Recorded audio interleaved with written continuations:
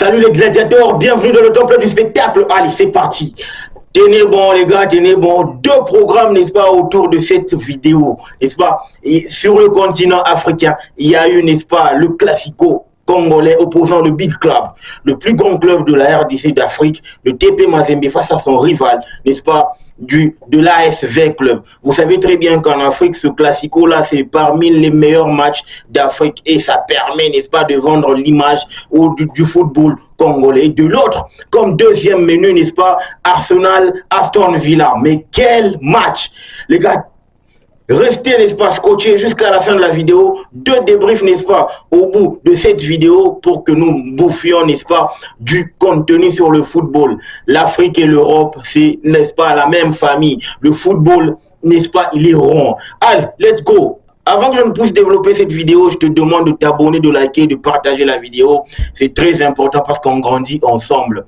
L'objectif est d'avoir 10K sur cette chaîne. Le TP Mazembe, qui a été, n'est-ce pas, reçu par l'ASV Club, son rival de tous les jours, de tous les temps. Ça faisait 10 ans, mes chers amis, 10 ans, mes chers gladiateurs, que Mazembe n'avait plus alors remporté, n'est-ce pas, un match de football à Kinshasa. Ah, c'est chose réalisée maintenant parce que depuis Gladson Awako, je me rappelle de ce match tragique, n'est-ce pas, au stade Tata Raphaël, le but de Gladson Awako qui donne le titre, n'est-ce pas, en 2014 au TP Mazembe. Mais malheureusement, ce match-là a été entaché, n'est-ce pas, des morts, des blessures, etc., jusqu'à causer, n'est-ce pas, des vrais dégâts. Et j'oublierai jamais, n'est-ce pas, cette époque-là qui a permis à Mazembe de remporter, n'est-ce pas, ce titre, mais dans une atmosphère très hostile, alors très hostile. Donc aujourd'hui, Lamine Ndiaye qui aligne, n'est-ce pas, Badara Fati. Ce gars, il commence déjà à me bluffer, moi, parce que sur sa ligne, c'est impeccable. Badara Fati, Philippe Kinzombi, n'est-ce pas? Gabouit Oscar, la pépite qui est en train de monter en puissance. Le gars tenait bon. Ok? Augustine Oladapo.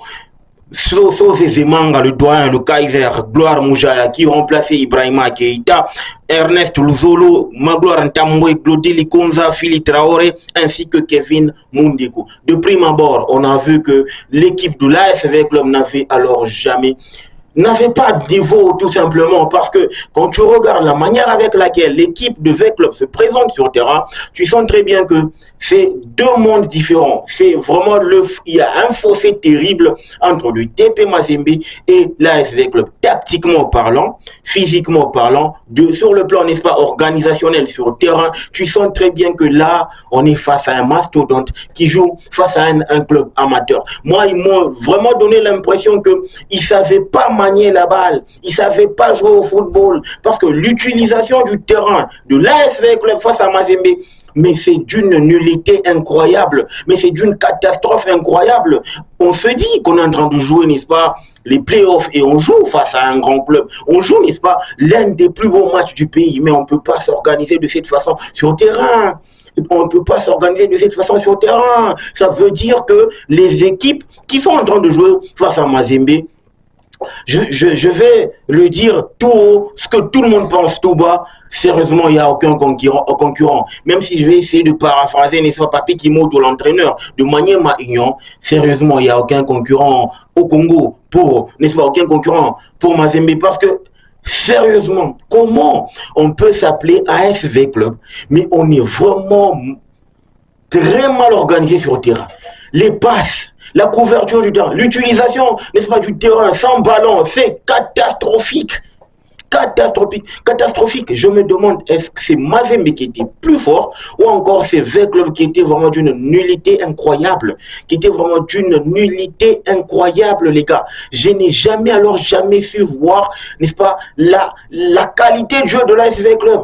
En première période, ils se sont fait bouffer par le TP Mazembe. Je me suis dit, sérieusement, Wadou, l'entraîneur marocain, c'est vrai, il a des bonnes idées, etc. Mais ça ne correspond pas avec les joueurs qu'il a en place. Il faut qu'on lui donne, n'est-ce pas, des bons joueurs pour faire pour redorer, n'est-ce pas, l'image du Classico. C'est pour ça que les fans ont boudé, n'est-ce pas, ce Classico, parce qu'ils savaient très bien que dans le contenu, en tout cas, Mazembe reste plus fort et qu'ils ne pouvaient pas rivaliser. Alors, au lieu d'aller se foutre la honte, n'est-ce pas, au stade des martyrs, il serait mieux de rester à la maison, de le regarder, n'est-ce pas, à la télé, parce que oui, au moins, la douleur aura, n'est-ce pas, été vraiment amortie.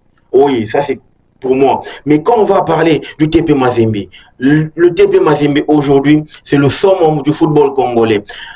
J'ai aimé, n'est-ce pas, l'organisation, n'est-ce pas, tactique du match. Parce que oui, il faut qu'on se mette en tête que Mazembe, sur ce coup-là, il n'a pas appuyé, n'est-ce pas, sur son accélérateur. Effectivement, parce que ils avaient déjà en tête le match face à Al-Khali dans 6 jours. Dans 5 jours, n'est-ce pas, à la Kamalondo. Effectivement, c'est pour ça que Mazembe n'a pas vraiment accéléré. Mazembe a géré le tempo du match du début jusqu'à la fin. Ils n'ont pas forcé leur talent. Ils n'ont pas forcé leur talent. Ils n'ont pas se forcer. Ils ont joué de manière pratique, de manière, comme je le dis, la bonne formule que je dois utiliser aujourd'hui, ce que Mazembe a joué de manière sobre, simple, pratique et efficace. C'est tout en tout cas ce que Mazembe a utilisé aujourd'hui pour venir à bout de son rival, de son éternel rival, l'ASV Club. L'ASV Club. Philippe Traoré, qui rentre, n'est-ce pas, encore 4 buts, il va, n'est-ce pas, égaler le record de Mundele Makusu ainsi que celui de Muleka Jackson, le dernier buteur, n'est-ce pas, qui a marqué 24 buts pour les Courbous du TP Mazembe, c'est Jackson Muleka. Mais Philippe Traoré, les jours d'avant, Lamine Dia a dit, c'est un coup qui arrive, n'est-ce pas, à tous les grands attaquants, quand ça ne marque pas, on essaie un peu de danser un tout petit peu pour que le gars se réveille dans son sursaut d'orgueil, pour qu'il nous fasse, n'est-ce pas, un très bon match. Et aujourd'hui, Philippe Traoré, dans son instinct de buteur, il a fait, n'est-ce pas, le nécessaire. Parce que oui, le but qui marque, n'est-ce pas, pour donner la victoire au TP Mazembe, c'est d'un sang-froid incroyable, c'est d'un calme olympique, mais c'est d'une technicité incroyable. Ça veut dire que il commence, n'est-ce pas, à être, n'est-ce pas, à prendre l'ampleur de l'attaque du TP Mazembe. Il est en train de me rappeler un gars, mais ce gars-là, c'était au milieu de terrain, Boubacar Diarra, le Malien. Il est arrivé avec trop de déchets techniques, mais même si c'est pas le même profil, c'est pas la même philosophie, c'est pas vraiment le même poste, mais je pense que dans la lignée, c'est toujours comme ça. Il fallait qu'il s'imprègne, n'est-ce pas, qu'il s'imprègne, n'est-ce pas, de l'atmosphère ou encore de ce qui se passe réellement au sein du TP Mazembe. Et aujourd'hui, on le voit que ça est en train de payer cash. Aujourd'hui, on le voit que ça est en train de payer, n'est-ce pas? Parce que la machine est lancée, je vous dis. Et c'est de bon augure parce que le TP reçoit le mastodonte africain à l'Ali du Caire. 11 titres, non? 11 titres continentaux, je vous assure. Mais pour moi, c'était un bon match d'entraînement parce qu'il fallait vraiment que Mazembe puisse se frotter, n'est-ce pas, au gros du pays pour, n'est-ce pas, se mettre la compétition dans le jambes afin de aussi préparer quelques automatismes afin de mieux, n'est-ce pas, aborder le match face à Al-Khali, n'est-ce pas, à la Kamalondo. Et aujourd'hui, je pense que je ne veux pas finir cette vidéo sans pour autant parler d'un certain Oscar Kabouit. C'est vrai, c'est une pépite, mais il a encore beaucoup à apprendre. Dans sa dernière prise de décision, il y a encore trop de déchets. Je ne sais pas si le gars avait déjà la tête ailleurs, parce que vous savez très bien que il est dans le bain pour préparer son match face à Al-Khali, mais je pense que au plus haut niveau, on joue match après match. On est focus que sur le moment présent et on regarde pas ce qui va se passer dans le futur. Et je pense que je vais d'abord essayer de... Vous allez essayer de relayer cette vidéo. Il faut apprendre à être mature. On voit avec Lamine Yamal, avec le FC Barcelone, Koubarsi, Fermin Lopez, c'est des gars qui n'ont que 17 ans, mais ils ont un mental d'acier pour négocier match après match. Et ils sont sérieux. Donc je pense que Oscar Kabouit, sous ce coup-là, il doit travailler sa finition. Techniquement, il est top. Vitesse, il est monstre parce qu'il fait mal. Et dans la technicité de choses, dans le contrôle du match, il est fort. Mais là où ça pêche, c'est dans le dernier geste qui doit vraiment s'améliorer. Parce que face à Al-Ahly, ça va pas pardonner les gars. Il faudrait que nous nous mettions en tête qu'on n'aura pas des occasions minute après minute. Donc il faudra vraiment exploiter chaque chose qu'on aura, chaque petite occasion qu'on aura face à Al-Ahly. Donc les gars, il faudrait que nous nous mettions en tête que la première, n'est-ce pas, touche de balle ou encore le dernier contrôle est important pour mettre son coéquipier dans les très bonnes conditions. Ça vaut le coup également pour Philippe Kinzombie qui se prend pour Messi.